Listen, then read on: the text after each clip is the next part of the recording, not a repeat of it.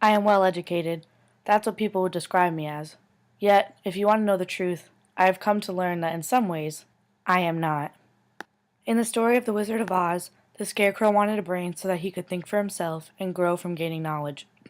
Throughout my trip to Australia, I started as a scarecrow with no knowledge and ended with the richest amounts of knowledge my brain could carry.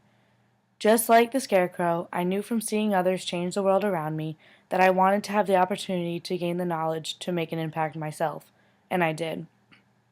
February 15th, 2014, was the day that I left the USA to come to the strange land of Oz, or as all Americans know it, Australia. Before this date, if you would ask me where Victoria was, I would most likely respond with, I don't know, where is she? Not with, oh, Victoria, it's on the side of New South Wales in Australia. Its capital is Melbourne. It's a beautiful artsy place. Have you been to the Great Ocean Road? The second answer is what I would respond with today, only a few short months later. Because I had no problem asking questions and soaking in all the culture that surrounded me, I have gained a more firm understanding of what a day in Australia is composed of. I've traveled it. I've touched it. I've seen it. I've experienced Australia. In fact, Australia has crept into my soul and given me knowledge that no other book, internet site, or travel agent could have given me. The knowledge of having learned values from experiencing different cultures. This knowledge has a power over you, if you let it. It is an unintentional, slow, and scary process that happens so quickly, yet without you noticing it. It gives you the freedom to explore and live without boundaries of fear. It happens in little experiences being placed into one larger picture, such as when the cab driver asked if I had been to Brisbane before, and I responded, yes, I live here, and I love it.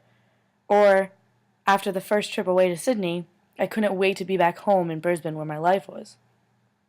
I can tell the differences between Melbourne, Sydney, and Brisbane quite easily, which all stems from having the knowledge to go beyond my borders of the USA. Knowledge also allows you to critique yourself. I understand that it's okay to not know much about the world. All you have to do is ask. And by asking, what better way to make global friendships with people? Being abroad, I've realized that many outside countries, such as Australia, are very in tune with the United States, current affairs, places, and states. One day, my friend from India asked me which airports I stopped in before landing in Australia. When I said Chicago, he replied, O'Hara International, right? I became embarrassed because I didn't know. It was my own country, and someone who lives halfway across the world knew more than I did. It was in that moment that I resonated with the quote by Chesterton. The whole object of travel is not to set foot on foreign land, it is at last to set foot on one's own country as a foreign land. After the realization of not truly knowing my own country, I've decided that traveling within the USA is next on my places to visit. As for Australia, I can safely say that experience holds a much truer reference in my life than any class has. I've learned from each experience here in a variety of ways, from socially to academic to myself. Most importantly, I know that to become a thriving individual, you have to inhale this unfamiliar knowledge, digest it into your very being, let it overcome you, and finally, let that knowledge change you.